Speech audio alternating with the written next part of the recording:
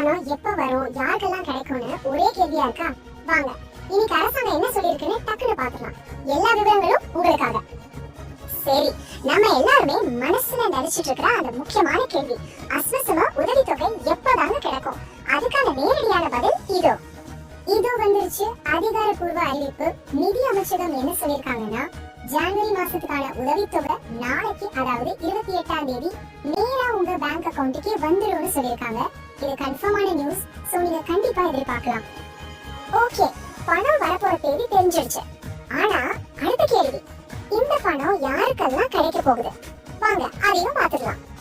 பாருங்க, இந்த தடவை 2 முக்கியமான பிரிவினருக்கு இந்த உதவித்தொகை கிடைக்க போகுது. முதல்ல அஸ்வசம திட்டத்தோட முதல் மற்றும் 2ஆம் கட்டத்துல தகுதி பெற்றவங்க. அடுத்து இதே கட்டங்கள்ல இருக்கிற முதியோர் உதவித்தொகை வாங்குறவங்க.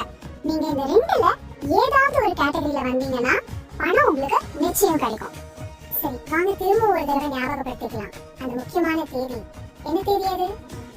இந்த நம்பரை நல்லா நோட் பண்ணிக்கோங்க.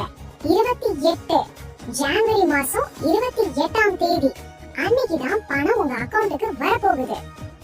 அதனால ஜனவரி 28ஆம் தேதி வந்ததும் மறக்காம உங்க பேங்க் அக்கவுண்ட் ஒரு தடவை செக் பண்ணிடுங்க. பணம் கிரெடிட் ஆயிடுச்சானே பாத்துக்கோங்க. ஓகே, இப்போ இந்த பணம் ஏன் கொடுக்கறாங்க? இந்த திட்டத்தோட நோக்கம் தான் என்ன?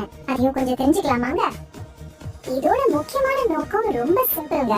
தகுதியான குடும்பங்களுக்கும் வயதானவங்களுக்கும் தொடர்ந்து ஃபைனான்சியல் சப்போர்ட் கொடுக்கணும்ன்றதுதான்.